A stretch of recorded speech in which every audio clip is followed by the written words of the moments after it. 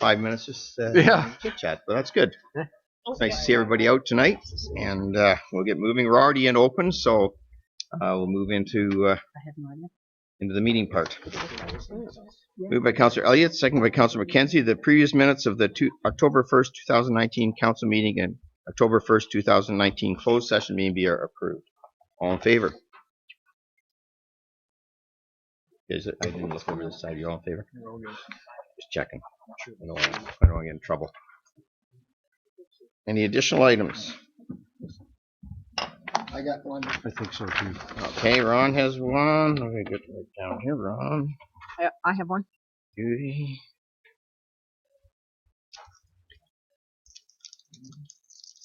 Okay, if there's any later, let me know.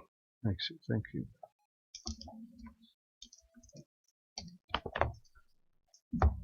Okay. Moved by Deputy Mayor Turton, second by Councillor Elliott. The Town of Minto Council convenes in the Committee of Adjustments. All in favor? Okay. So, this is for a minor variance, MV 2019-06, Mitchell 44 Ann Street, South Clifford. I will call the public hearing to order and publicly state any decision received by this committee today cannot be used to set a precedent. Each application considered by the committee is dealt with on its own merits. No two applications are exactly the same. The public hearing is to consider a minor variance file number MV 2019-06 Mitchell. I will call on the Secretary Treasurer, Duff, to state the following information. Thank you, Mayor Bridges. The subject property is legally described as Plan Clifford, Part Lot 299, RP 61 R 21123, Part 1, municipally known as 44 Ann Street South, Clifford, Town of Minto. The subject land is approximately 0.06 hectares or 0.16 acres in size.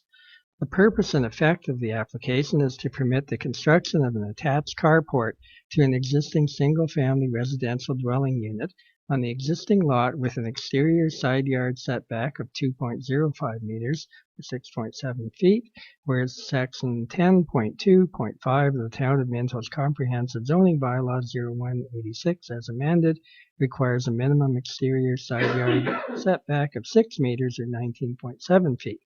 Notices were mailed to the property owners within 200 feet or 60 meters of the subject property, as well as the applicable agencies on October 4th, 2019, posted on the subject property and circulated to staff on the same date, and the following comments were received. County of Wellington Planning Report, Town of Minto Building Assistant, Staff Report, and Mike Oberl, Environmental Planning Technician of Saugeen Conservation. Does the town planner, or do you want to go to the county first? County? Applicant. Applicant? Oh, sorry. No, go through that first. Okay. Good evening. Good evening. So this application here is requesting for an exterior side yard relief, where of 2.05 meters, where it would the zoning bylaw requires 6 meters. So after further discussion with town staff, they've indicated that the road allowance will most likely not be opened there. So we have no concerns with the exterior side yard setback. However, if it was an open road, generally we wouldn't be in support of an application of this relief. Any questions? That's a question. Questions? Mayor Bridge, who manages the open road? Does the town manage that open road? Do we cut the grass there, or Terry? So currently that portion of Nelson Street is unopened. It historically has never been maintained due to if the road was ever open, it's not going to gain any access to any additional land, and there's a big elevation change there. If you recall, the water tower's up on top of the hill. Yeah, unbelievable. So it's natural.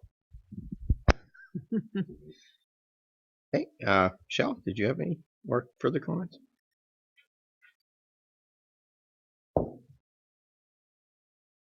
There's not much more to add to this. This is quite similar. Council may recall the one block over, which is John Street and Ann Street. We did exactly the same thing. So due to the elevation and the water main issues.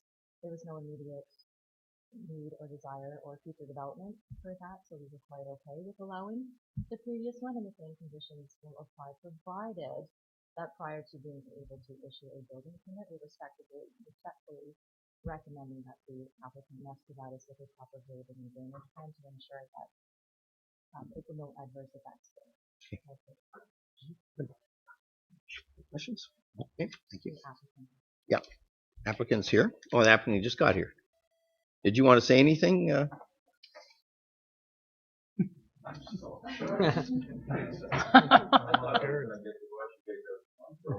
No, we're good. We're good. We've had 2 reports, and the reports were very positive. So, yeah. Yeah. That property is a natural. Mm-hmm.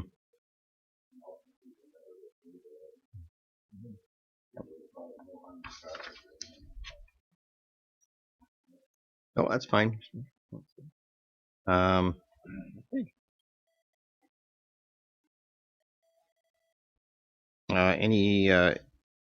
Anybody want to speak against the? None. Okay, that's it then. Word. Okay, we I think application. Yep, you got it there. have an approval and a denial. Oh, sorry. Any more questions from the council? Okay. Okay. We have an approval. Yeah, this would be. Yep. So can somebody move this? Moved by Deputy Mayor Turton, second by Councillor Elliott. That approves with conditions the application by John Mitchell for property legally described as Plan Clifford Part Lot 299 RP 61R21123 Part 1, municipally known as 44 Ann Street South, Clifford, Town of Minto, to construct an attached carport to an existing single-family residential dwelling unit on the existing lot with exterior side yard setback of 2.05 meters or 6.7 feet, whereas Section 10.2.5 of the Town of Minto's Comprehensive Zoning Bylaw 0186, as amended, requires a minimum exterior yard setback of 6 meters or 19.7 feet. Okay, that's the one we're going with. Vote on that. All in favor? And then we have to sign it, right?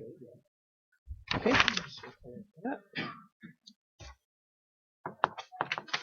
Thank you. And I will declare. It's not a state. Oh, hang on. Got to turn the page here. Okay. I will now officially adjourn the public meeting. Oh, yeah, right, okay. Chair, anyone wishing to receive a copy of the notice of direction to please sign the request of notice of decision prior to leaving the council chamber following the meeting. I'll now declare that adjourned. There you go. Moved by Councillor Gunston, second by Councillor Elliott. The Town of Minto Committee of Adjustment convenes in the committee of the whole. All in favor?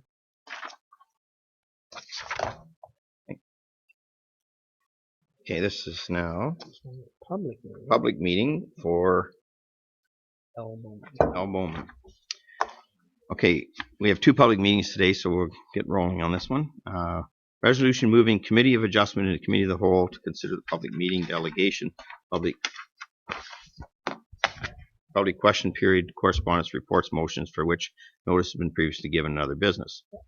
We did that already. So now the public meeting is said be A 2019-09 L. Bowman 5988 12th line Minto. Public meeting to consider the amendment of the Town of Minto zoning bylaw number 0186 for property located on part lot 22 concession 13 with municipal address of 5988 12th line. I'll act as chair of the public meeting. I will call the meeting to order and request any member of the public present to please sign the attendance record. I will state the following: if a person or a public body does not make oral submissions at a public meeting or make written submissions to the Town of Minto before the bylaw is passed, persons or public bodies not entitled to appeal the decision of the Town of Minto to the local planning appeal tribunal, and the person or public body may not be added as a party to the hearing of the appeal before the tribunal unless, in the opinion of the board, reasonable grounds to do so. I'll ask Acting Clerk Duff to state the municipal address and legal descriptions of the property and purpose and effect of the application, so the date notices are sent. Thank you, Mayor Bridges. The property subject to the proposed amendment is located on Part Lot 22, Concession 13, with a municipal address of 5988 12th Line.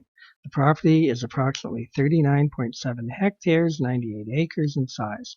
The purpose and effect of the proposed amendment is to rezone the subject lands to permit a dog kennel within an existing barn. The lands are currently zoned agriculture, A, and natural environment, NE zone, and are occupied by a single dwelling, barns, and shed. Additional relief may be considered at this meeting. The notices were mailed to the property owners within 400 feet or 120 meters of the subject property, as well as the applicable agencies September 26, 2019, and posted on the subject property. The following comments were received from Michelle Innocente, Senior Planner, County of Wellington, and her report is attached.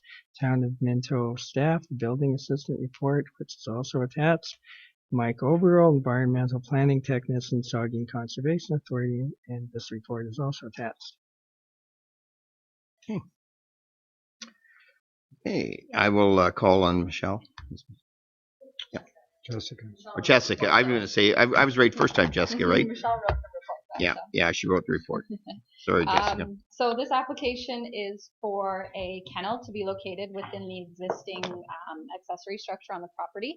The structure is approximately 50 by 110 square feet, but the applicants are proposing to only operate the kennel within the 35 by 85 portion of the accessory building in order to maintain the 150 meter setback requirement to the neighboring dwelling outlined in the Town of Minto kennel license bylaw.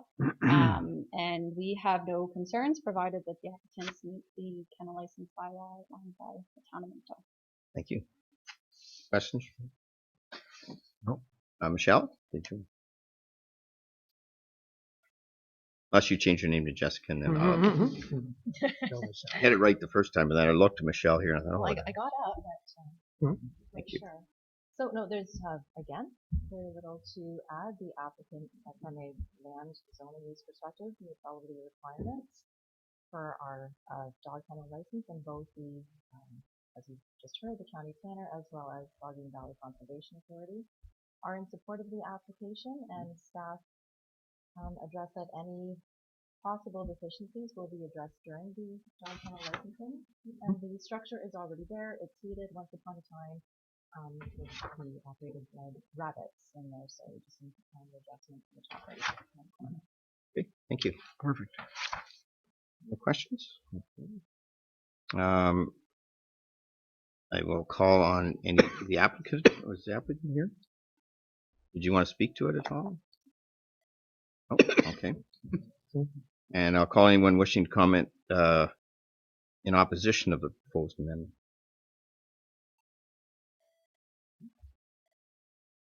And council, have you got any other questions? Okay. I will state, if you wish to be notified of the decision of council of the Town of Minto in respect to the proposed zoning bylaw amendment application, you must make a written request to the Deputy Clerk of the Town of Minto at 5941 Highway 89, Harrison, NOG 1Z, or by email at anneline@town.minto.on.ca. All right. If there's no further comments, I will adjourn this public meeting. Okay. Next up is again, a public meeting to consider the amendment of the Town of Minto zoning bylaw number 0186 for property located in Part Lot 75, Concession C, RP60R2234, Part 1 of the municipal address of 5809 Rays Lane. I'll act as chair of the public meeting. I will call the meeting to order and request any members of the public present please sign the attendance record. I will state the following. If a person or public body does not make oral submissions at a public meeting or make written submissions to the Town of Minto before the bylaw is passed, the person or public body is not entitled to appeal the decision of the Town of Minto, the local planning appeal tribunal, and the person or public body may not be added as a party to the hearing of the appeal before the tribunal unless, in the opinion of the board, there's no grounds to do so. I'll ask Acting Clerk Duff to state the municipal addresses, legal descriptions of the property, and the purpose and effect of the applications and date notices were sent. Okay, thank you, Mayor Bridges. The property subject to the proposed amendment is located on Part Lot 75, Concession C, RP 60R2234, Part 1, with a municipal address of 5809 Rays Lane. The property is approximately 20 hectares or 50 acres in size. The purpose and effect of the proposed amendment is to rezone the subject lands to permit a dog kennel. The lands are currently zoned Agricultural A and Natural Environment NE zone and are occupied by a single dwelling and a barn. The applicants are proposing to construct a new 464.5 square meter or 5,000 square foot building to be used for the dog kennel. Additional relief may be considered at this meeting. The notices were mailed to the property owners within 400 feet or 120 meters of the subject property, as well as the applicable agency, September 26, 2019, and posted on the subject property. Following comments were received from Jessica Rahim, planner with the County of Wellington, and her report is attached.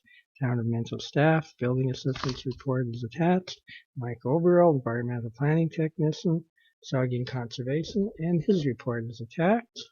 And also Patrick Hubert Kidby, the environmental planner, regulations officer of the Maitland Valley Conservation Authority, and that report is attached. You, and I'll have the county planner, Jessica, if you wanted to speak to this. So again, this is another kennel application. So the applicants are proposing to run a kennel on their farm property. The original application did state that they were looking at building a 5,000 square foot building, but after further discussion from when the notice sent out to when our reports were submitted, they've decreased the size to approximately 3,276 square feet, and that's in order to accommodate the kennel use only on the property for that building, and they maintain the 150 meter setback from the neighboring dwellings and barns housing livestock, so planning staff has no concerns with the application. Jesse, any questions? Michelle? That's good. I just make you walk all the way up here, Michelle. We literally have No comment. I figured. I just wondered. I just thought I'd better make you come up anyways. Other than we have the extra small piece of the property that also falls under the Maitland Valley Conservation Authority. And they were fine with it. So. Absolutely no issues. They meet all the requirements for zoning. Any questions for Michelle? Thank you. And do we have the applicant here? Do you want to speak to it at all? No? Pretty straightforward. Okay. Anybody in opposition of the proposal? Okay. All right. I will now, any more questions from this council? No? Okay. I will state, if you wish to be notified of the decision of the council of the town of Minto in respect to the proposed zoning bylaw amendment application, you must make a written request to the deputy clerk of the town of Minto at 5941 Highway 89, Harrison, NOG 1ZO, or email at anneleen.town.minto.on.ca. If there are no further comments, I'll adjourn this public meeting. Thank you. Okay, good. No delegations. Public question period. Okay. Correspondence. Just 3 items. I can give you the opportunity if you wanted to. If you want to stay around for the council, we always enjoy having spectators. But if you want to leave now, you. Up to you. I know somebody said there was a good game on or something. I don't know. It's pretty exciting Anyways. stuff. It's a matter of opinion. Thank you. What's on tonight? Oh, ball game. Oh, the Leafs. Okay, correspondence. Requiring direction of council. Is there anybody you want to pull any of those? I have a question, Mr. Yep, Mayor. yes. The county amendments to the aggregate resource act. Is there a lot involved there? Or? Hang on, Trey. I want to get that up there for you. I was thinking of pulling that just to discuss it. Yeah. Thank you. We'll pull that one, Mark. Just have a little discussion on it, if you want. As you know from a county overview, we've been very active in aggregate. As we know, over the period of time from a planning issue, the pendulum kind of swung from what we get paid on the tax base. And so the county's been very active in this file. And this is just their comments going back. If you have any questions on the comments. They're changing some of the rules. I think the county's making a recommendation that the proposed amendments to the aggregate or to the county submission of the province, that the proposed amendments to the Aggregate Act report be forwarded to the member municipalities for information. There's some things they don't like, but there's some things they like in it. So, did you want to discuss it in any more detail, or? I just wondered how detailed they're changing the enhancement for the rehabilitation. It's always been an issue with neighbors and and environment, and not sure what's planned. That could be we could talk about that for a while, but as you know, being on the county before, I was quite shocked. I always thought there was a rule in there that for every bit of gravel that goes out, that there's money put away somewhere that's going to fix the problem at the end of the day. I don't remember the stat now, but there's an amazing number of pits that are not in commission right now, that haven't been decommissioned. There's no money available to make them all whole again. So I don't know. I haven't gone into it in detail. As the new rules, I know the previous rules were lacking. I know they want to work hard at that. They want to increase the amount of money we get from aggregate that's going out from the industry, and a lot of that money was going to go back into that rehabilitation fund.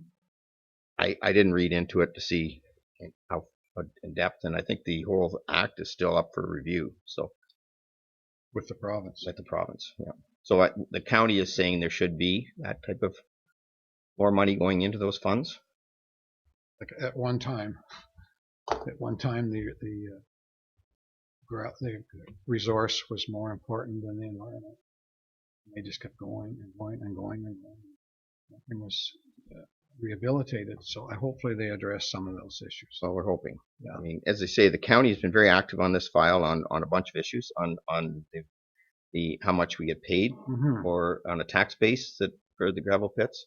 And I don't think there's been any increase scored in how many years for the. No, they finally just got a little bit of an increase in the amount that we get per ton that goes out of there, or whatever it's called. Yeah, the royalty, as they call it. Royalty, yeah. And Mark will remember when we used to have our own pit, council used to put a bit aside every year, but that was our initiative. That wasn't. That was never. That's not forced, and that's what I was surprised at, Mark. For years, I always thought that's before I even got on council. I always thought it was something that was always there, but it's not. No, so it was a person or a township policy. Yeah, exactly. So, anyways, I think we just let the county take the lead on it, but we certainly are. Watch what the changes are when it comes back from the province. Yeah, we'll have a good report. Okay. Thanks. Motion to accept the correspondence. Councilor McKenzie, Deputy Mayor Turton, all in favor? Okay. Reports of committees, Parks and Rec. I'd have to turn this over. I think I got to get in my little. Ron gets this nowadays. Sure, we're going to invite Matt up, and he's got a lot of information on our PRAC meeting, if you want to bring that forward. Thank you, Councillor Elliott. We had a pretty full agenda for this meeting as we hadn't met since July the 8th. So we actually previewed the presentation that our Children's Programs Coordinator, Jessica Detman, brought to you on October the 1st regarding our successful summer camp and start to after-school programming at both schools this fall. The annual 3-week shutdown at the Norgan is over, and we've resumed with a variety of movies this fall. We did want to point out that we are planning to budget next year for some kind of HVAC system to cut down on the heat and humidity during the summer months, but more info will be brought to you during capital budget deliberations for 2020. When it comes to some of the highlights under parks and facilities, there's a bit of a recurring theme with some of the projects that have or are being completed, and that theme's partnership. So you'll note in the minutes there that the Moore family made a donation so we could make some improvements to the ball diamond at Lawrence Park. The Marlins and the JYD Foundation made a donation so netting could be installed on the third baseline of the back diamond in Palmerston. The Lions are in the process of replacing the decking at the Railway Museum with interlocking brick. Grant Kingsland is assisting with placing authentic lettering and heralds on Old 81. And the Marlins are also interested in helping fund another diamond on the Egg Fairgrounds in Palmerston. That's just a hypothetical right now, but they will have as many as 9 teams next year. So these types of in-kind and financial partnerships go a long way, especially in small communities like ours. Some other important notes include that the ice season has now started in Clifford, Harriston, and Palmerston, and things really start to get rolling after Thanksgiving. So all 3 rinks have bookings tonight. The second dehumidifier in Palmerston is doing a great job. There was next to no condensation as the ice was installed and during operation in September, which has been a significant annoyance in the past. It is a bit noisy, but it does a phenomenal job. We also talked about the Smoke-Free Ontario Act. The no smoking and no vaping signage is very prevalent, and we didn't have any significant complaints this summer at our outdoor facilities, and we did have quite a few tournaments and events and whatnot. Grass cutting was also discussed, and PRAC endorsed renewing as opposed to retendering for the next 2 years. So that happened on the 1st. I'll speak to the master plan and recreation grant in a moment, but Minto Minor Hockey will be purchasing divider boards for Palmerston, similar to the ones in Listowel. So they'll look a lot like the dasher boards that are permanent, but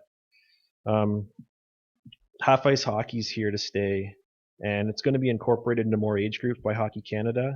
So the existing heavy-duty foam barriers in Palmerston will get relocated to Harriston. So we'll be able to still use the ones that were purchased 2 seasons ago. The report that follows these minutes speaks to the recreation grant and master plan in a little more detail, but we do hope to have a list of applicants complete. We're hoping that we'll get a few more people apply online to join our task force, or at least request to join the task force. And then we'd like to review those applications at the PRAC meeting later this month. And hopefully at either your first or second council meeting in November, you'll be able to strike a task force and they can get going in January. But like I say, there'll be a bit more in the report that follows. We also discussed the recreation grant and what could be applied for under the 2 streams, those being new projects and rehabilitation projects. PRAC endorsed applying for a new build, site to be determined, as well as renovation and expansion in Palmerston. But again, the next report will speak to the grant itself and our options in much more detail. Are there any questions that pertain to anything in the minutes? Anyone? Okay, could I have a motion to receive this? Mayor Bridge and Councillor Gunson. All in favor? You're up again, I guess. Yeah, for one more.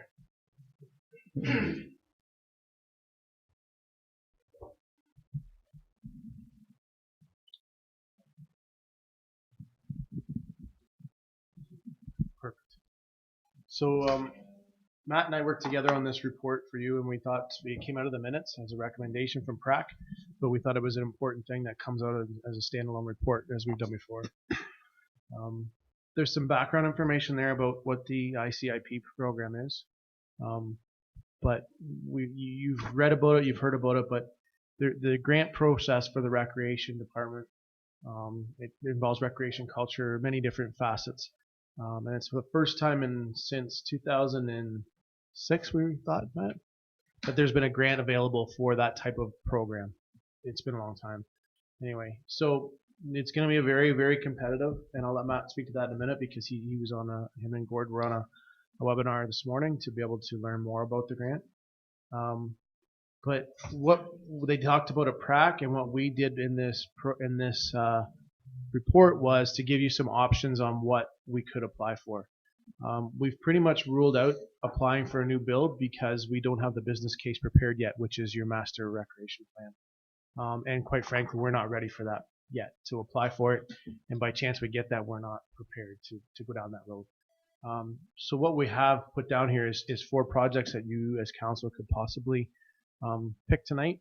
2 of them were what PRAC discussed, but 2 more came out that were projects that had been applied for before under different funding grants that we had found and were not successful. I will caution you though that putting the business case together for these projects is going to be difficult because we're just starting the master recreation plan. So as Matt talked about, we're developing the task force and we're hoping to get it through. We're going to use the help of our previous CEO, Bill White, to help us write the report and get that report done and plan done quicker, so that we are in a better position to apply for one of these grants. But what we wanted to give you the option tonight was, even though we're not at that stage yet, the possibility of still applying for one of the projects that staff have identified and have been to PRAC as a priority or as something that we could apply for to get there. You see, the business case is going to be moving forward, and the second half of this report it's the more detail about the master recreation plan and the 6 areas that we've identified that we're going to look at. So the task force is going to be there, and they're going to help push through them and monitor each one of these ones as we go out to public meetings. So what we envision is 6 different public meetings, one each month from January to June, and that month would deal with one of these topics. So number 1 would be dealt with, say, in January, 2 in February, etc., as we go through. And this is how we've decided for right now how we're going to break down the massive thing that recreation and culture is into groups that are more manageable and focused on for that month, where we can, again, use the task force and PRAC and yourselves to gather information and pull as much we can from the community to put in the plan. So that's the second part of this report that identifies what we're looking for with the master recreation plan. That's going to help us put the business case together for applying for one of these projects.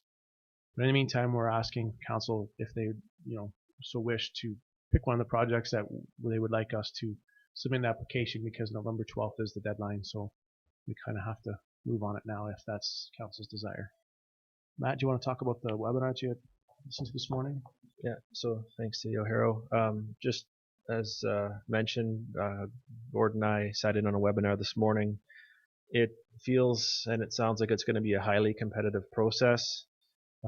What they're looking for are projects that are identified as priority life cycle activities in your asset management plan. I mean, our arenas aren't brand new, but they're not dilapidated either. They're in good condition. So to try and maybe swing for the fences and as Chris mentioned, there'd be a lot of complications that come with potentially getting approved for a new facility.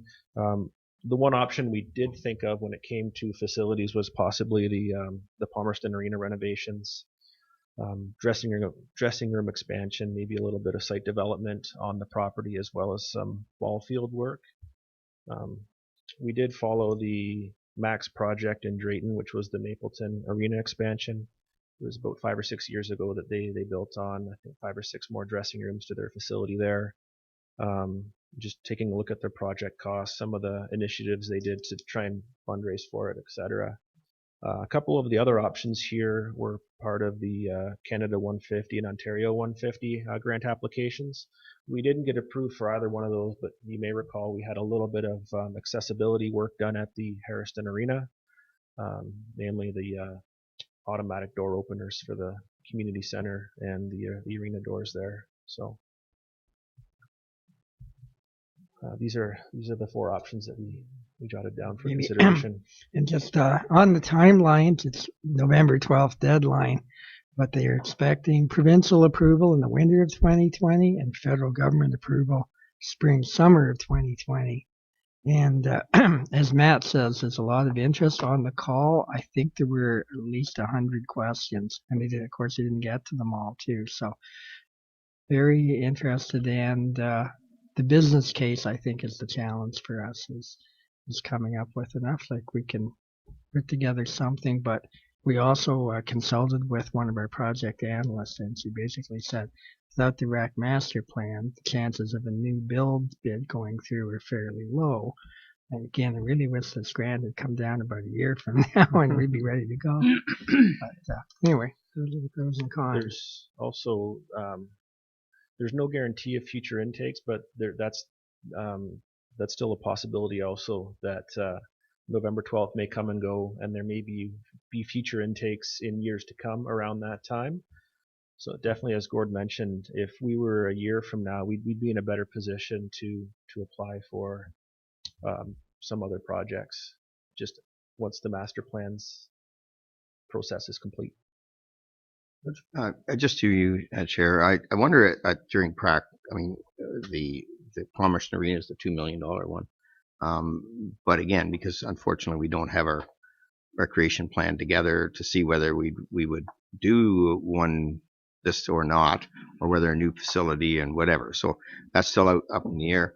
Would that be a concern if we went and got that? Would that, if you decide down the road through your master recreation plan, that would eliminate, I would think, a build? Did you talk about that at all? I think we did talk about that, and one of the biggest things we talked about was, we talked about the amounts of use, and Palmerston Arena is used. They've got the 6 dressing rooms now, and they're not enough. For example, they have that tight tournament, I call it, little guys tournament, and there's 32 teams. Yeah. And they divide the ice in three levels. Sections. So you've got 2, 4, 6, 8 teams going, 6 dressing rooms. They're all in use.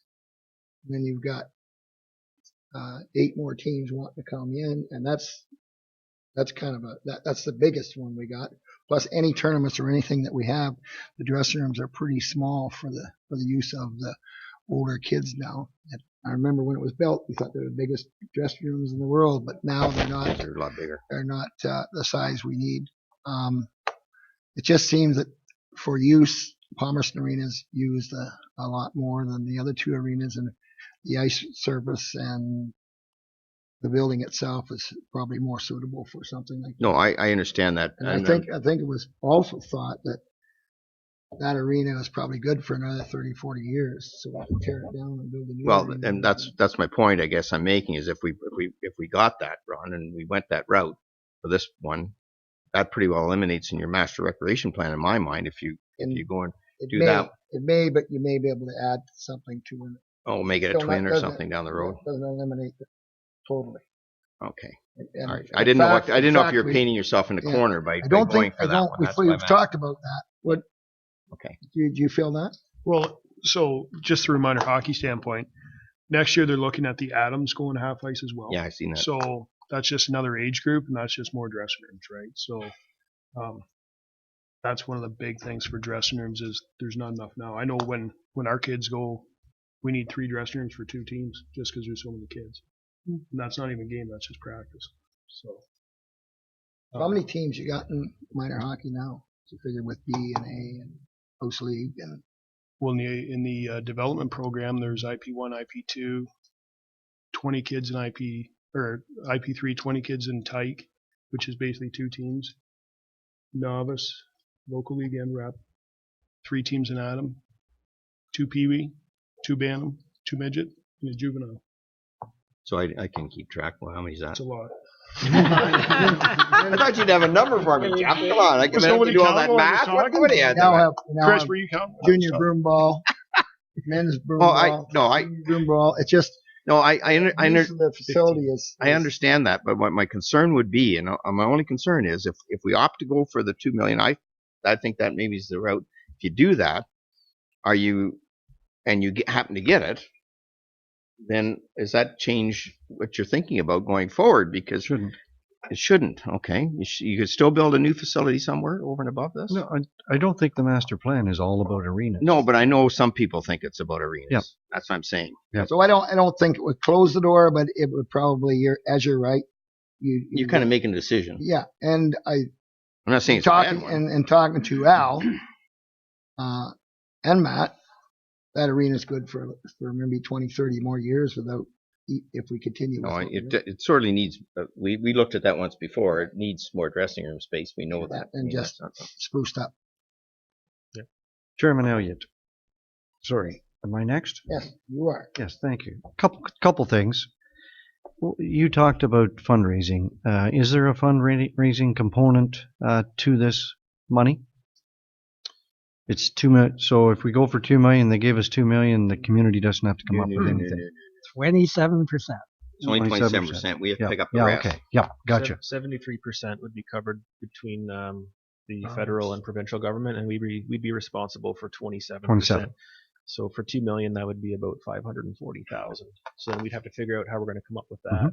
whether it's through fundraising, tax, or borrowing. We'd be looking Tax. What is that?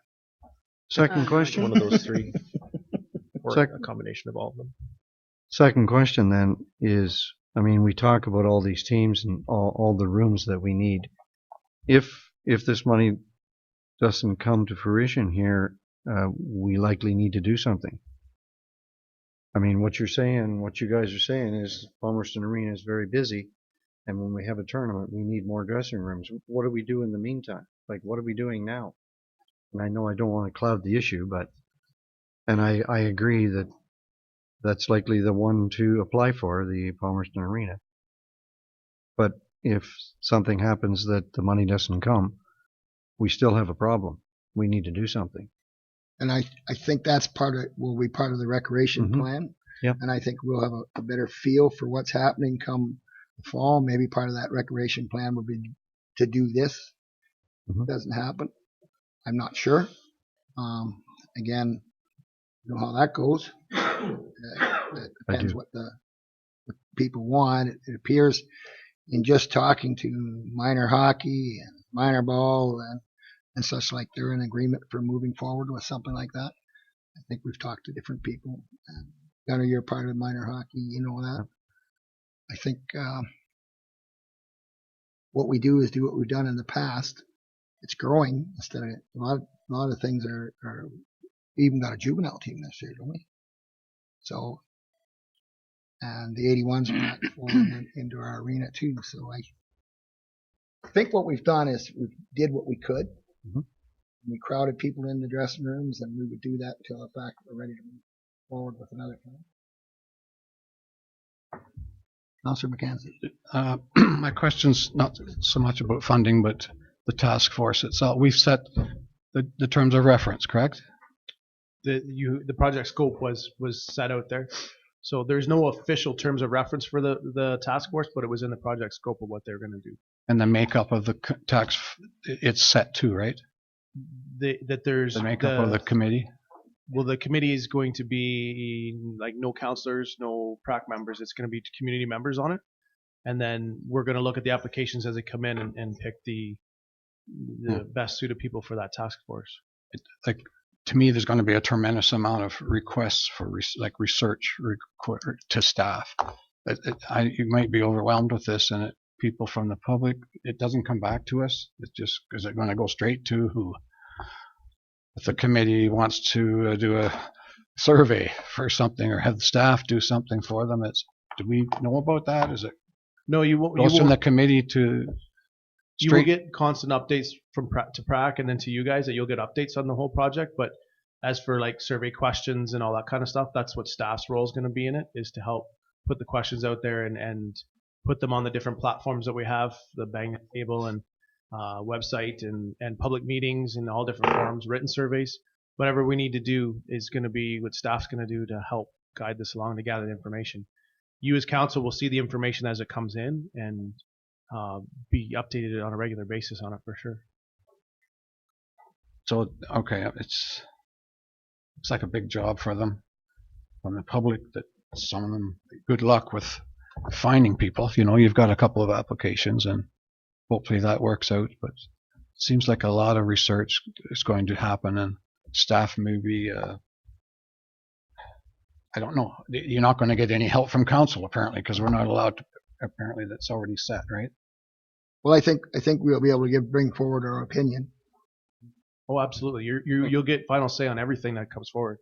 I think the key to a master plan is getting the information from the public, that it shows that council is not biasing it or any which way. It's the information that you want, the information as much as you can from the public, so that you guys can make the best decision you can. So by not having council's direct involvement in that is, I think, the key, because then the public will be able to generate the information to you that you can then sift through the information. And obviously you as council will get to see it all and have final say on recommendations and all that kind of stuff in it, right? So this is just a way to solicit as much information as we can from the residents to see what do they want and what are their thoughts and ideas and all that kind of stuff.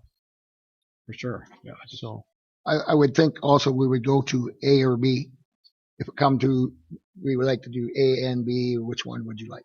They may even come to that fact. absolutely, yeah. You will have the information for you, and there's no doubt about it. There'll be tough decisions for council to have to make. That's right. And again, I think as Deputy Mayor Turton said, it's not all about facilities and all that stuff. It could come down to a cultural event or a cultural thing that you have to pick A or B. Which way do you go? That's right. I've said in many staff meetings that I think one of the things that the three urban areas are very, very fortunate, as we are in Minto, is the pinnacle, or what's drawing people to town even more than what our facilities ever did, is the three parks we have in each of the urban areas. We have Rotary Park in Clifford, we have the park, all our park grounds, and Old Trailer Park in Harrison, that we've got a lot of potential there, and we've got Heritage Park in Palmerston. So each urban area has their own park that is drawing a lot of people to the community. So that's a huge strong point that I think we're going to really get the community to look at and kind of give us an idea on what they want in that too. So I think that's very fortunate too. Councillor Dirksen. Thank you, Councillor. I'm just curious about am I right that the Palmerston ice surface is larger than Hairston and Clifford? So does this half ice hockey, does it still work in Hairston and Clifford?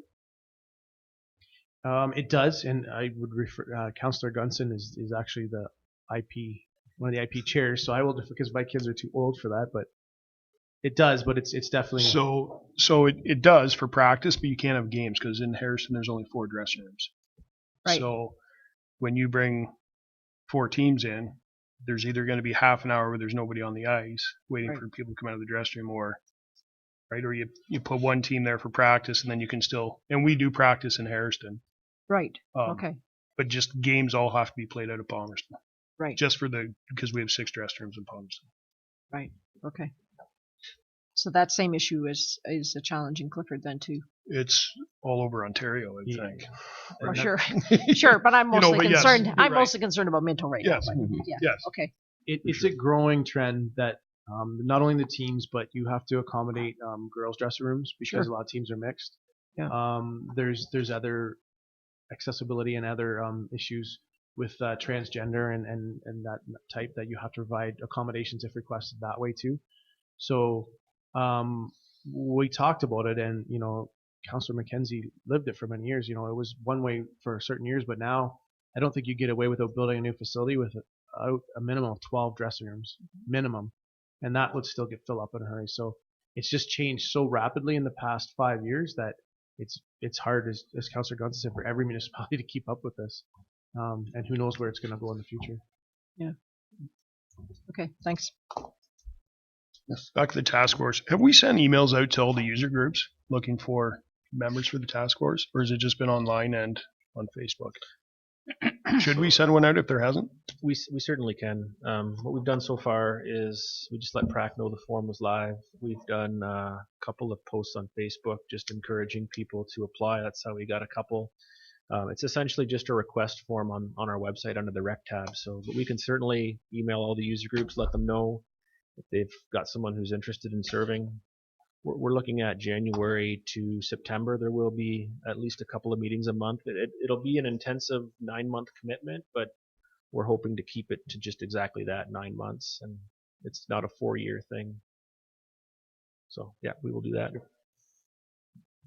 And another thing, I think they've done some preliminary work on dressing rooms. They've had that engineered and looked at in the past. I believe not very long ago, maybe even a year or two ago. Yeah, I believe Al had that done and looked at some proposed plans as an idea. So the groundwork is done for something like that. Right, and the reason that not only with the 6 dressing rooms already in Palmerston, but the other reason that one was selected is just real estate. We have a lot more land available in Palmerston than we do at the other 2 facilities. They're a little landlocked certain ways, so that's the other reason that one was. And has PRAC talked to the Agriculture Society, because they own the land? There's a certain amount that we own, isn't there? And there's a certain amount they own. But you're going to have to encroach, will you not? Yeah, we'd certainly. We've put a bug in their ear, but we haven't actually sat down to go over what this would look like, or even, say down the road hypothetically, if we were looking at a new build and that happened to be the site. I believe we own the structures and they own the land. Yeah, that's what I Yeah. believe. Yeah. So Straight back is ours, isn't it? Straight back. I don't think so. I think they own all the land. They own all the Land land I around. believe Double so, check. but I have some unofficial discussions with their executive people, and they are willing to look at any redesign of the Mhm. grounds. No, I just moving bring that forward. up because in Harrison we own the land around there, but it's in a floodplain, unfortunately. So there you go. Can't do anything on it. I guess my only other concern through you, Chair, is I know just at the county, I can't believe it. Like Guelph and Mossa, they're going to go build an arena now. Chris said he never built an arena, but now they're thinking of because this many's there, they're looking at building an arena. I mean, it's going to be oversubscribed by a lot, and maybe, and I'm hoping that from what I gather from FCM, one of the things we put into our document, if you read, one of the things is we don't want this to be a one-time shot.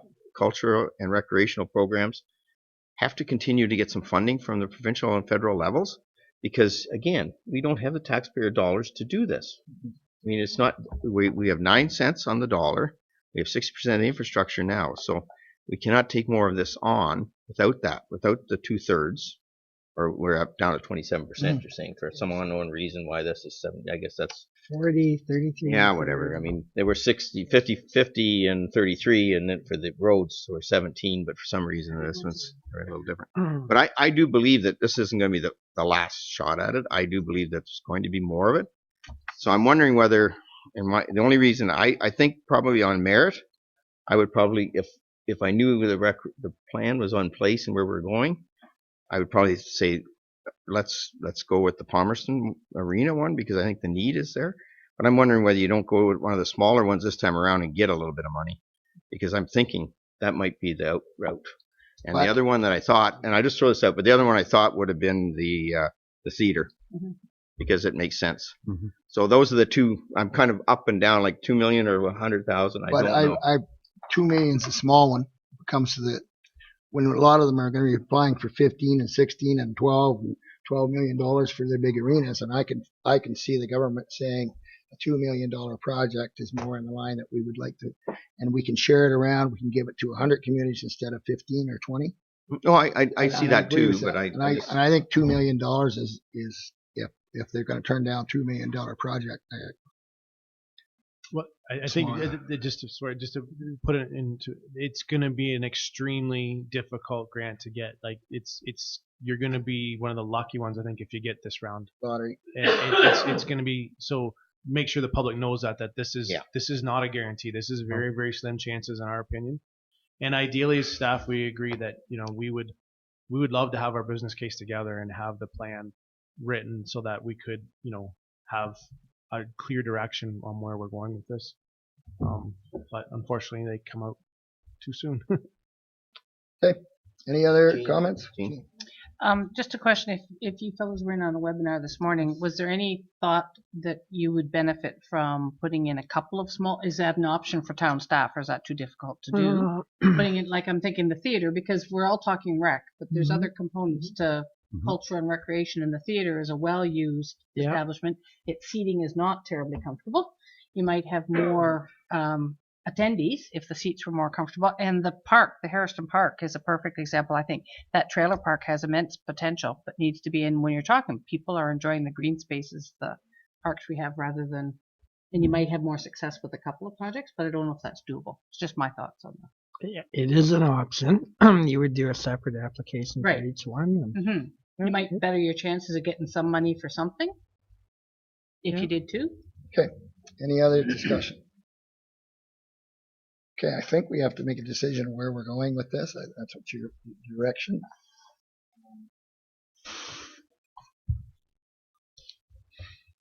Does anyone want to bring forward the motion to move forward with one of them? I'd make a motion we move forward with the Palmerston Arena renovations. Second it. Yeah, I'll second that.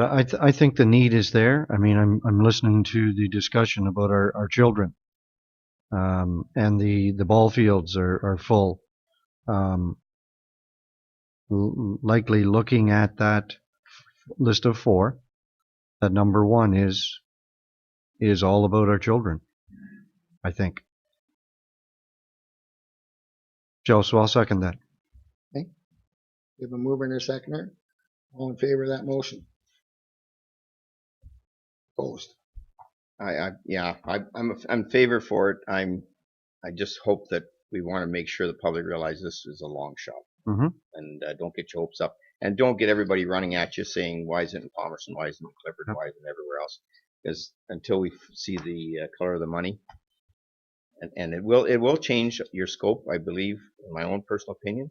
It'll change your scope, even though the recreation master plan isn't about buildings. It will change your scope about what you're talking about buildings. Probably. And you know what? I think this might be the best option anyways. So I have no problem with that. That's carried. And we need a motion to receive the recreation report as presented. Is that correct? Yeah, and just to put that one to finish is just because those other ones you didn't choose them, we were still going to look at other ways and other partnerships and other funding applications or trillium grants or anything else that's out there to help get those, whether it's the theater or whoever, to see if we can continue working with them to get some funding for them to realize those other projects too. This may be a long chat about nothing. We may not get the lottery. Yeah. All in favor of receiving the recreation report as presented? Those opposed? Go home. Carried by 2.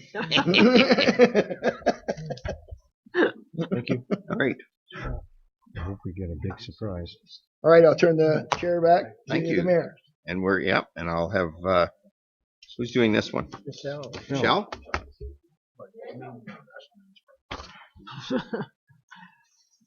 For Jessica. Jessica's left. She left the building. But before she left, she wanted Just to like make Elvis. sure that the county is in support of the severance application that is before you. Tonight for consideration, you may recall that this was actually originally a severance that we did from Prospect Street. And since that time, a triplex has been built, and unfortunately, the only thing that we have here is that there's some deficiencies for Unit B. Unit A and Unit C meet all of the required minimum frontage and lot area, but B does not. We also have an easement on the property that will need to become smaller, as well as one we are asking that it be included along the side and back so that the middle unit will have access to get to their backyard. Otherwise, all of the conditions would have been considered and addressed during the original severance that we did. So there's just the addition of this one as well as our regular financial and parkland dedication. Great. Any questions? Any problem with this, Mr. Mayor? Is there nothing? Just pass it through. Okay. Thank you. So we can divide Housekeeping basin. Yeah. Yep. Thank you. We will need to come back to this. Yep. Okay, can I have a mover? Councilor Elliott, Thurston, all in favor? Good. Thank you, Michelle. Okay, building stats. What's happening in the building world? Full moon last night. You could have done some inspections. I could have. It was really bright out last night. It was really But bright I out don't there think they last wanna night. pay my Finally got to overtime, the so I clouds. stayed at home. You made the right decision. Oh, Jerry. perfect. Watching my budget. It's a lot easier at night to see things, right? So Just September monthly stats still look good. We issued 18 permits last month worth 3.4 million, which is higher both in value and numbers from the preceding year. Our overall year to date is strong again. So our permit numbers are about par with last year, which is still at the top end of our chart. But our value so far has exceeded what our record year was last year. So that's looking good. I got lots of paperwork sitting on my desk. So next month or this current month should be good as well. So yeah, basically we're sitting at 30.2 million. Last year was 28.3. So we are doing well. So in September we issued permits for I guess it would be 6 new residential units, so 2 single-family dwellings, and then a fourplex, which I believe off the top of my head that will finish up the phase 1 of the Whitehaven subdivision. Okay. If I remember correct, Yep. I think that's the last permit to go in. We issued permits for 7 new ag buildings, including a new layer barn out by Tibidale. So in my lovely pictures there, the one kind of, I guess, centered in the bottom is a new shed north of the office here, which I kind of thought looked pretty good and I'm a little bit jealous of. The other two on the right actually are of the same septic system. So I was out there checking it out, and I made them open up the lid on the tank, and if you see that white PVC pipe sticking in, it's actually installed wrong. So once that tank got filled in like probably a month's worth of use, it would have backed up into the house. Which Oh, that's is nice. a good thing that I'm actually employed and go out and check. So Nice. That's not good. yeah, That wouldn't be bad. it's a good catch, yep. That was kind of our highlights for September. So our 10-year average is about 158 permits, so we're sitting at 171, so definitely above our 10-year average. The picture on the right is a bunk silo addition that I checked out a few times in the last month. If you go to the next slide, that concrete wall on the right-hand side is actually the same one. And if you see that line that kind of angles on that side, that's another thing that we look for on site. That's called a cold joint. It means when they're pouring the concrete, they poured the bottom part to the left first, and then poured the other one separate. So it started drying and made a cold joint. This one wasn't bad at all. It just made more on the surface, but in some other cases it does get a lot worse than that one. But I just want to give you an example of that. I thought that was Mexico. I wasn't sure. It was the wall. No, that wall's steel. So that's actually a really tall bunk silo. So Yeah. So our 10-year average is about 17.5 million. So our 30.2 is definitely higher than that. And is there any questions? I have a question, Mayor Bridge. Oh, go ahead. Thank you, Mayor Bridge. Like 10 years ago, it must have been pretty boring, your job. Yeah, what is The dynamics of the department have changed. What did you have to report on? Nothing. Back then, nothing. No, I just Showed up. Terry, Whitehaven, you say phase 1 is pretty near finished. Yep. Phase 2, what's looking there? I believe they're working on the final design work and paperwork for phase 2 and possibly phase 3. So I'm hoping they get all that lined up and ready to go for the spring. So phase 2 is another. So it's 78 units in total, and phase 1 was 32 units. So we're looking over double of what this one is. It includes one block of multi-res, which is 2 5-unit buildings. Right. So, but it's a mix of singles and semis in the balance as well. So. And I think Mr. Wright was in to talk to us, and he's looking forward to trying to get going for this. Perfect. So their build-out plans, if council remembers, was about a 5-year build-out window, and it's taken them a year and a half. So it's that's good for them. Thanks, Terry. Good job. Excellent. Thank you. Thanks, Terry. Motion? Ron? Gene? All in favor? I want to get you in there, Gene. I'll get her in. All right. Okay. Thank Running you. out of things, so I turn it over to you, Deputy Mayor Turk. Thank you, Mayor Bridge. Looks like we've got 3 items to talk about in the Treasury Department. The first item being the capital budget revisions. And I'll ask our treasurer to go ahead with this one. Sure. All right. Thank you, Deputy Mayor. So you've kind of had a preview of this, I believe, back in August when Road Superintendent McIsaac came and outlined his plans for the additional paving. So we were very happy to receive an additional $265,000 in federal gas tax, and we have basically put it right to work, as I think everyone that's been driving around can see. So that was the biggest change. We put in that funding, and we're showing it being spent too. And I held off at the time because I was really hoping we'd have a decision on the Brunswick Street Bridge project for sure, and maybe a couple of others, but I don't see now. And with the election, I was hoping it would have come before that. So now it's on hold, basically. And I think even if it happens to come down in November, which I don't think is that likely, but it does, there's not going to be a lot happen other than we're in the design and engineering phase. And so I've taken a lot of the spending, a lot of the funding out of the budget, and just going to hopefully recognize that. Same time, we've been doing a lot of recreation capital projects, and basically in discussing with Rec Facilities Manager Al Carr, we've basically been doing a lot of reallocating. There isn't any grants or anything like that, but some projects are completed and we're under, some are over, and basically we've reallocated that too. So this is actually bringing in a net decrease in proposed capital for 2019, but hopefully a lot of that is just to carry over till the following year when related funding will come in too. So, but we should do it, and there's a bylaw to consider later on, amending that schedule. Questions for Gord? Bridge, you. Nope.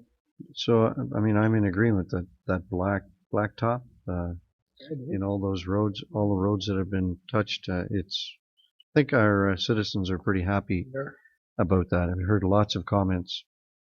The recommendation for this part is that the Council of the Town of Minto accepts the Treasurer's Report capital budget revisions dated October 4th, 2019, and considers the amendment Schedule A of Bylaw 2019-32 in regular session.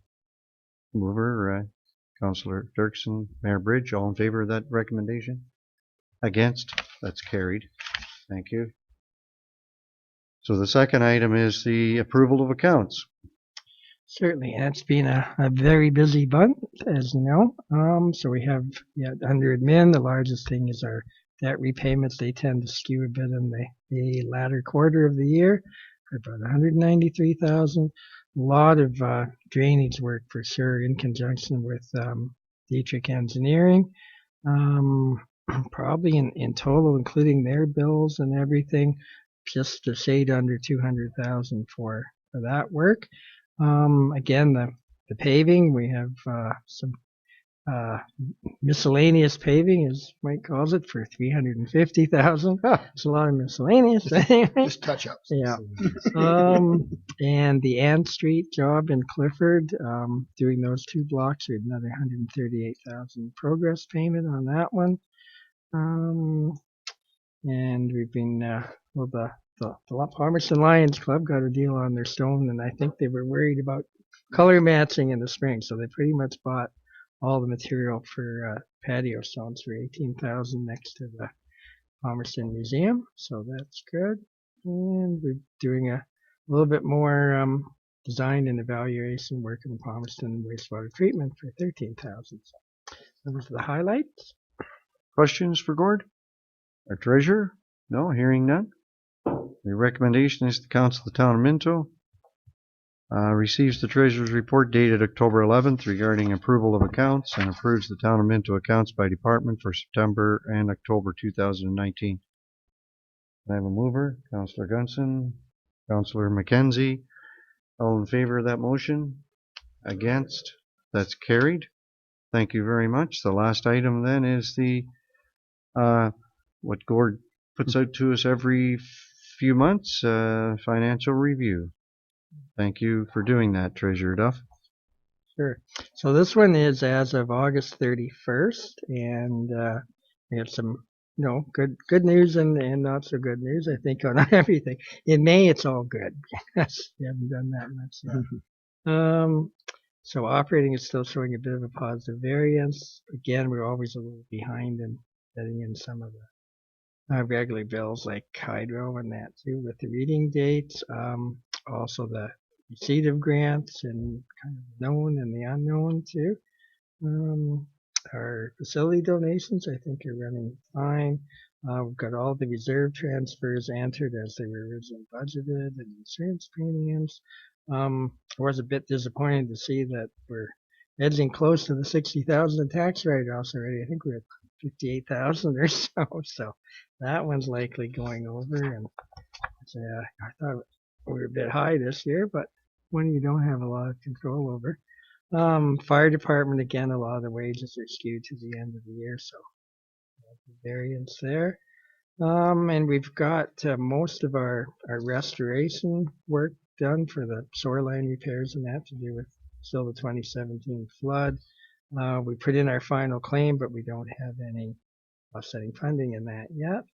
And again, as we did note, year to date, winter control, it's been fairly high too, so hopefully we'll offset that a bit on road top maintenance. Sewers and water have been going very well. And then we have our new child care program. Again, I think a bit of the timing. I think the registrations and that will pick up a bit in the fall. And the recreation, we checked the wages to date. They're quite a bit higher as of August, but Al and I checked again now. A lot of that is mostly due to the seasonality of the staff, pools and day camp and that too. And we'll keep an eye on the rentals. As Matt mentioned earlier, the Northern Theater is on track for another good year. And building department continues its record-breaking next week there. And a lot of economic and tourist initiatives, relatively low dollars, but it certainly has transformed Harrison and Palmerston, hopefully Clifford soon too. On the capital side, I think we're still going to have a lot of computer, mostly software upgrades. We're facing a deadline, a Microsoft imposed deadline of phasing out certain support for operating systems and our office programs too. We've got delivery of the fire pumper truck. Then we have the modeling. That's the other flood-related program. So that's related to the Natural Disaster Mitigation Project, and it's largely a modeling exercise. So we're kind of free of weather concerns. Again, as I noted, the Investing in Canada application for Brunswick Street is under review. So see about that. And again, in connection with the Clifford Williams Street, we've completed the servicing for the sewers and water. That's kind of at the design stage. George Street North, that project is virtually complete. And the long-awaited Palmerston, the Williams Street Loop to build in some redundancy to the water system is now complete. And I think we're at a bit of a slow start to the Palmerston Industrial Park service extensions, but we hope to see lots of progress on that before the end of the year. And again, as we mentioned in the previous report, we've done a lot at the facilities, both the sound systems and the AV units in there, and rooftop heating units for Palmerston. And hopefully some of you were able to check out the Palmerston Museum at Culture Days, because the museum looks great, and now the baggage shed, they just did an amazing job on that one too. And the other project that Alliance Fund is doing, the storage shed at the former CNRE building. So I think those are the highlights here today. Questions? Councillor McKenzie. Through you, Mr. Chair, Palmerston Recreation, 51,000 last month. Is that what makes up most of that? For the year to date, or? I think we're backing up a little bit. Okay. Oh, on the previous report. Yeah. Let's see, Palmerston Recreation. Well, there was For summer month, it just seemed brine pump for 3,900, and again, to do with the museums in there too. So Palmerston Recreation, there's the purchase of the stone, and that was about Which was the stone? 18,000. 18,000. That's Okay. on that, and there'll be some more AV, I think, Not in just there arenas. too. No, I know. I never said arenas, but it's just seemed extra high for a month. That it was Yeah, that high, there but was a lot it's going on. has to do with the replacement of that decking too, right? Yeah, at least the materials on it. Material. Okay, thank you. Yeah. Other questions? I think there was one on there, George North. Yeah. Yeah. I've talked to some of my neighbors up there, and they're extremely happy with their water. So Good. that's really that. nice to hear. So, any other questions? Hearing none, the recommendations that the Council of the Town of Minto receives the Treasurer's August 31st, 2019 financial review report for information only. Councillor Elliott, Councillor Dirksen, all in favor of that motion? Against? That's carried. Thank you very much. We'll pass the chair back to our mayor. Thank you. I'll turn it over to our CEO, acting CEO. Okay. Our favorite topic is the that we keep coming back with is our urban plans, mainly our Palmerston secondary plan and our Clifford secondary plan. We've been working hard over the past few months trying to get this finalized, and we keep hitting different bumps in the road, trying to get this to where we want it to go. And we're trying to work with the county planners to get this moved forward, but due to different schedules and I just don't know that we're hitting some roadblocks getting this to continue to move forward. So the last meeting we had in this report that Bill has provided you, just a reminder, we kept him on to do this planning. We need a boundary expansion down in Palmerston. We have some people that are looking at different areas, namely the Heimler subdivision, but we need to get as much of that Heimler property in the urban boundary as we possibly can. And so we've been trying to come up with different methods to be able to accomplish this. The county is not sure that we would be able to do the 40-hectare expansion that supposedly was in Bill 108 that you could do without going through the official plan stuff, that you could just do the 40-hectare expansion and include it in the official plan amendments later and just get it done. They're not so sure that we would be able to do that, and we're still trying to explore that with them to figure out exactly why we can't get that done. In the meantime, when we had the last meeting, we've come up with a couple other solutions. The reason we brought it back to council is a few things. There is a possibility of swapping lands, meaning lands that you have identified as residential or future development or industrial, whatever the designation is. You can swap those lands from one part of your municipality to another.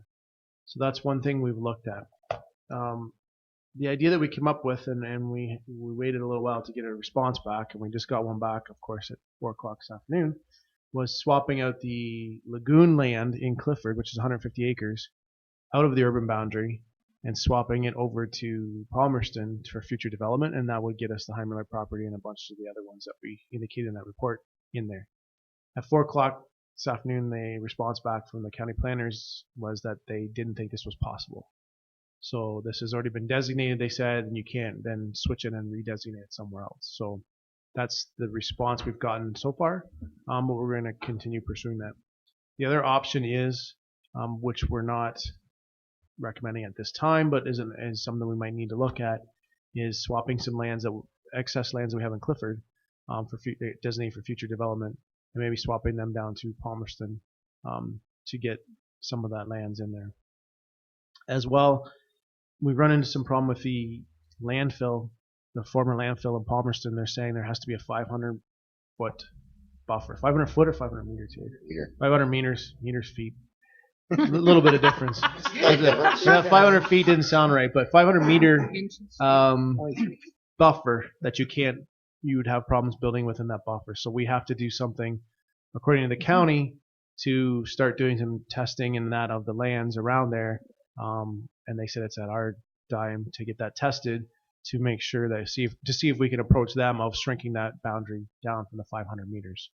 So that's one of the other parts of the recommendation, is that we would like to start that process sooner rather than later, direct Triton to start looking into that and getting that done, so that we can shrink that boundary off of the former landfill and get some of that land back into the area that we were still pursuing about expanding. So those are the options, and then kind of the summary.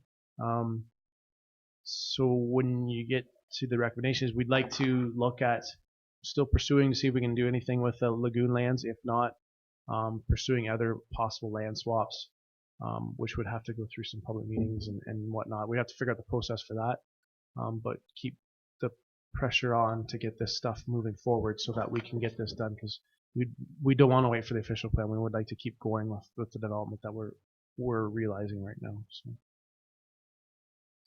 Judy. So I'm concerned about swapping, because sure, right now, Palmerston seems to be where it's at for development. Yep. But we've had phenomenal growth and development in Clifford, and Clifford is not that far away from the Bruce, so that could be the other reason why Clifford might continue to develop it. So I just feel like we're tying our hands if we say we want to do this swap. Like, is there not another way to? We're still pursuing the 40 hectare boundary expansion that you can do in the Bill 108 that everybody's not quite sure of how that works yet.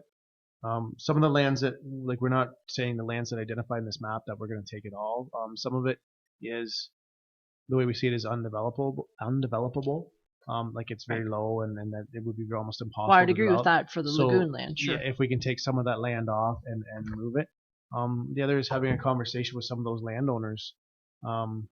That maybe, you know, the one individual just built a brand new dairy barn, so maybe they have no intention of ever right now doing that. In maybe 50 years down the road they do, so maybe that is another option. So that's and just one of the things, and I'll bring it up, is the fact that what we're trying to do is we got so much pressure on us right now to people coming at us in Palmerston for a bunch of reasons. TG Meadows expansion, MSW, and what we're putting in industrial park. We need to get housing there. I totally agree with what Judy's saying. You don't want to give up necessarily, and this is the lagoon lands was kind of a hope, because there was no way anybody's going to develop those.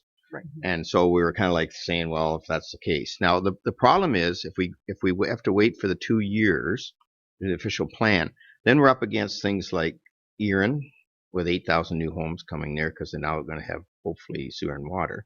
So what happens? The county then only has so much to do, right? So that's why they let us go sooner than the official plan. Otherwise, you have to, in the official plan, you got to deal with the whole county. Is they'll get so many new units, and they'll have to decide where they're going in the county, and everybody will have to play in the same sandbox, right?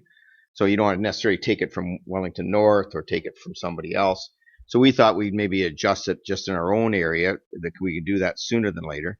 And we were looking at things in Clifford that probably will never get developed. As Chris said, the other one that I thought we were going to work with, I like the idea of trying to do lagoon lands, but I didn't know that was that must have came out after that meeting, did it? There was an idea that came forward after. Okay, because it wasn't at that meeting. Nope. The other one was a situation where a person actually had to come to us and get approval to build a dairy barn in the urban boundary in Clifford. Well, there's good chance that he's never going to build a subdivision beside his dairy barn, right? So there's another area that we might have been able to swap, and that's the one I thought we were going to swap. And that one go back to on. Did they get? Because that one to me made a lot of sense. Because again, it would have been something that you're not going to get the setbacks. Assuming that's 100 acres, right? Yeah. Minimum. No. 48. The barn is going? No. 48. 48. Oh, it's only 48 acres. Yeah. Really? Yeah. That's in the urban boundary. Some of it's already in, and so that's why it's not the whole 100 acres, dude. Okay. Anyway, so that's why we're doing this route, and I don't totally agree with the county that we can't do the 40, and we might push that envelope with the province, because I'm disagreeing with the county on that, and I think they're being short-sighted, but that's my own opinion, and we'll fight that one. But we tried to come up with a compromise that wouldn't put us against the county on something. And so that's why we're working on this. I think you just plow forward. This is just an update of where we're at. But I'll tell you right now, we've got people knocking on the door in Palmerston that wants to do something sooner than later. And if we miss those opportunities, I think the county would be pretty short-sighted in the fact that they get a lot of the revenue. I don't understand the reason when we said that we would take it from our own somewhere. But I think going back to Clifford, if we've got, and according to Bill, we have a lot available. If you think what we did when we put sewer and water up to Redwood, we opened up all that Wicked Sticks property. We opened up a bunch more land there that we could use.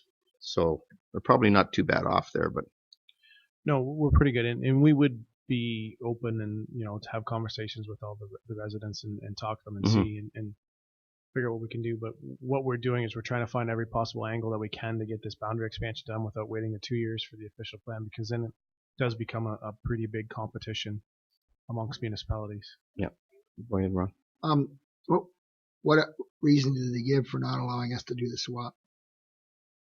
The industrial land has already been, the lagoons has already been identified as industrial land, so you can't take that out of it and take it undesignated and designate it somewhere else. It's like double dipping type thing.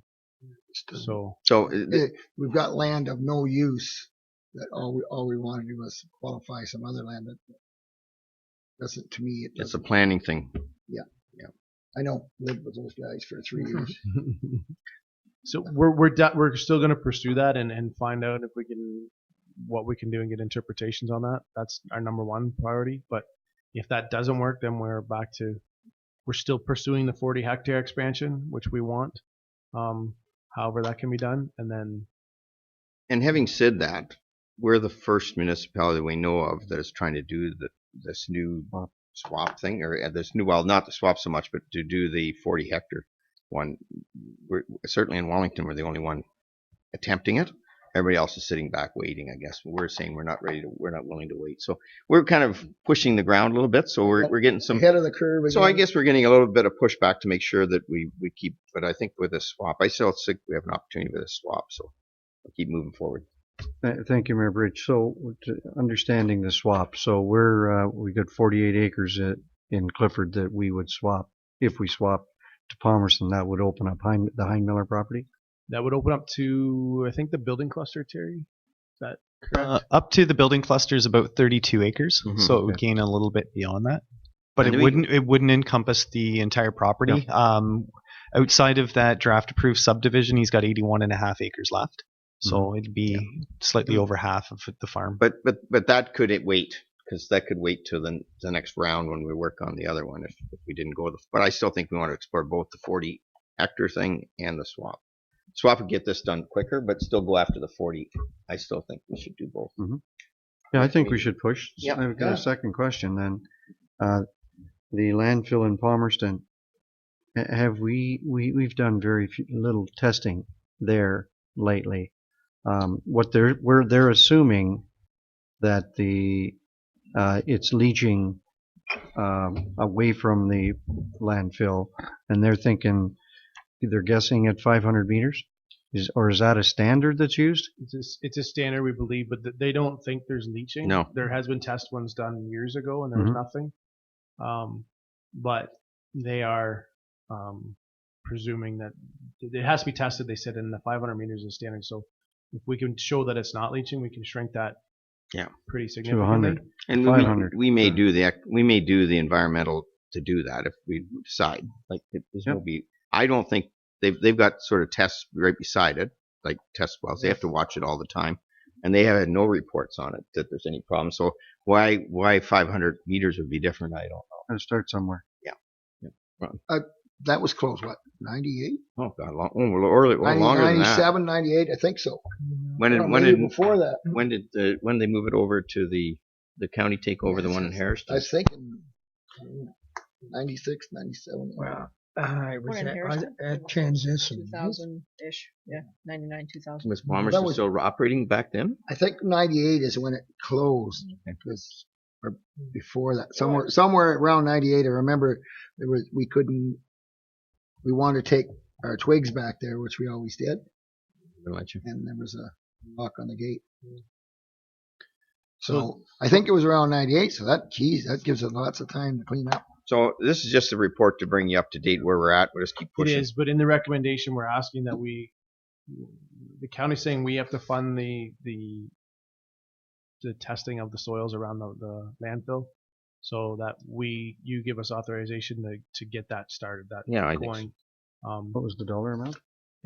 Can be the quote that we got is somewhere between $10,000 and $15,000 to get that done. So that we start that process to see what lands we can do that with, and then that we get directed to keep looking at the land swap plus the 40 hectares.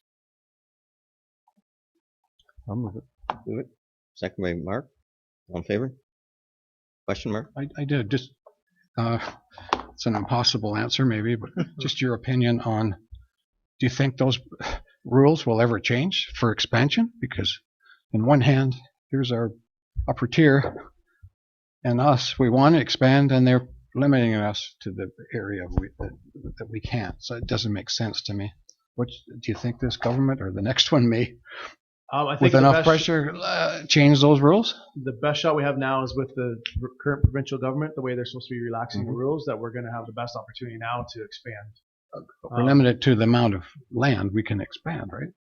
Right, but then it could depend on how the official plan amendments are going to go too, and how much we're going to get awarded there. Depending on how much the county gets overall and how much they're going to divvy out to everybody and how much we get for that. That's the reasoning why we started this whole secondary plan, so that we can put our best foot forward and say we're ready. We've got all the homework done. It's more or less we've got our homework done. Put our hand up in there and say pick us because we're ready to go, and that's what we're hoping for. But when these opportunities are now, that's why we're trying to jump on them to try and get it going now, so that we have it done and we're ready. I guess to that point, Mark, the previous government, places to grow, really restricted urban boundary expansion. Right on. Yes. This government, as I think Aldo pointed out to me, the politicians say let's do it. The bureaucrats that are in that area of the municipal government or of the Ontario government are pushing back.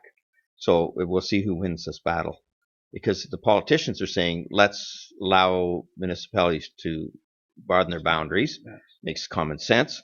And then there are a lot of people in the planning area were all those saying that's why they're being cautious at it, because they're our county planner and they're our planner. They have to let us know these are the things that although if you talk to the politicians, the Fords and everybody else, they're saying go ahead. They're saying the bureaucrats underneath them are saying slow down a bit until we figure this out. So there's a bit of battle going on, and what we need to do is be ready and push, and that's what we're doing. So by having Bill there, because the advantage we had with Bill, and we put him in charge of doing these secondary plans, that because he's a planner, he's doing all these for us fairly reasonable, and we're the first up in the line. So we're taking a lot of the pressure, or like I guess a lot of the resistance, because we're asking to be first. Anytime you're first, there's a lot of people say, well, we don't want to make a mistake on the first one, right? So we're getting a little bit of pushback, but I think we'll get there. I think if you're looking at half full, half empty, I'm definitely half full. And I think we'll try to get there before the 2 years is up for the official plan. Then we'll have an opportunity to go through that as well. But yeah, I don't think we want to stop the process now. Okay. So all in favor? The recommendation I recommend that you change it instead of approve removing the town-owned lands. Is just investigate removing or swapping lands within the town, and leave it at that. And then that leaves it open for us to investigate different mechanisms to do. Yeah, because I think they were a little bit more. I think we did the lagoons thinking we could. Lagoons weren't there in that meeting. I didn't see lagoons. Right. So then it would still come back for a decision then. Oh yeah. Once you've done your investigating. Right. You'd have to come back here for the final approval. After it goes through county planners and they get it all figured out, the amendment would have to come through. And you want to have ability to look into the landfill thing. The landfill, but we want to start the landfill thing. Yeah, exactly. That's the recommendation. So that's on the floor? Yep, it's on the floor. Yeah. All in favor? Okay, good. Thanks. Other businesses disclosed. Let's see now. I have Judy, you had something? Yeah, I was just going to say that the CKNX Healthcare Heroes Telethon is this weekend. Or Radiothon, I guess it is. So you've probably all had opportunity to make your donation already, but if you haven't, I encourage you to do so. I can't remember how many hospitals are in that, but anyways, of course, the one we are most interested in would be Palmerston and District, and maybe second would be Louise Marshall, because I know a number of our people also doctor there. So in Palmerston, the project is a security system. The government does not fund that type of equipment, and so they're looking at a security system that will keep their patients and their staff safer. And so just encourage everybody to make a donation as they are able. Okay. Thank you. Ron?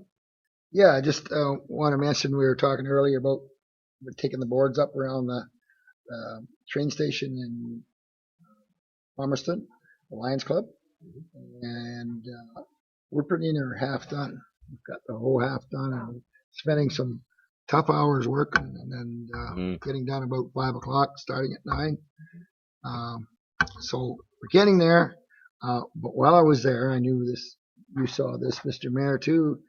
There's a bus sitting sideways across the new parking lot. Still there? Sitting over 3 parking spots. It's still there? Yep, sitting Okay, sideways. staff was supposed to get that removed. Terry, do you want to check on that? Because I thought I talked to Cam, and he was going to talk to the guy to move it because he has no permission to put it there. Yeah, okay. Well, it happened at when we had the farmers market the last, which really needed the whole parking lot full, and all of a sudden there's this bus parked this way, taking 4 spots actually that day, and he lives right beside. So I thought staff was going to get into that. So it's still there? Yeah, it was there all day, all weekend. As a matter I haven't been there a chance. I don't know what was there today. Anything else? Yeah. Oh, David. Yes, thank you, Mayor Bridge. So I just wanted to make everybody aware that there's a food bank in Clifford, Hairston, and Palmerston, and it is we're coming up to Christmas, and I know some of the food banks are in need of our support. So if anybody is out there and they will take dollars or donations. So and it's not that difficult to find out what the food banks are in need of. So I challenge everybody to that.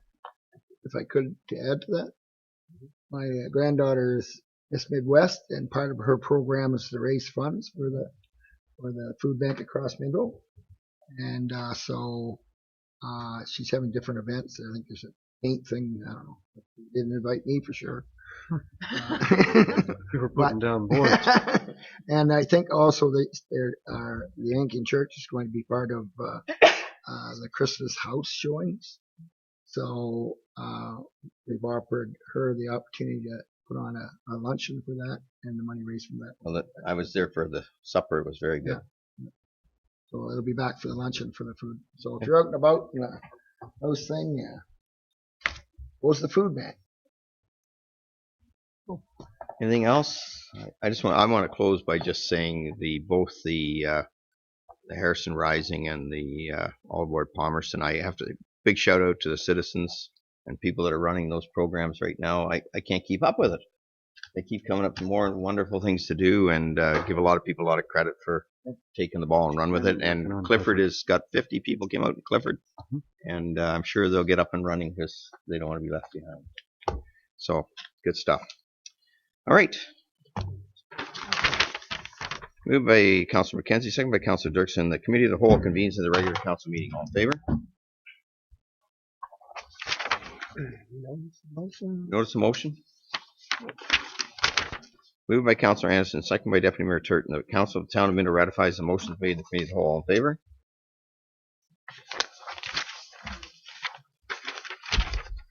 Moved by Councillor Dirksen, second by Councillor Gunson, that the bylaw number 2019-86 to amend the zoning for 5988 12th line Minto to allow a kennel introduced, read first, second, and third time, and passed in open council, seal of the corporation. All in favor?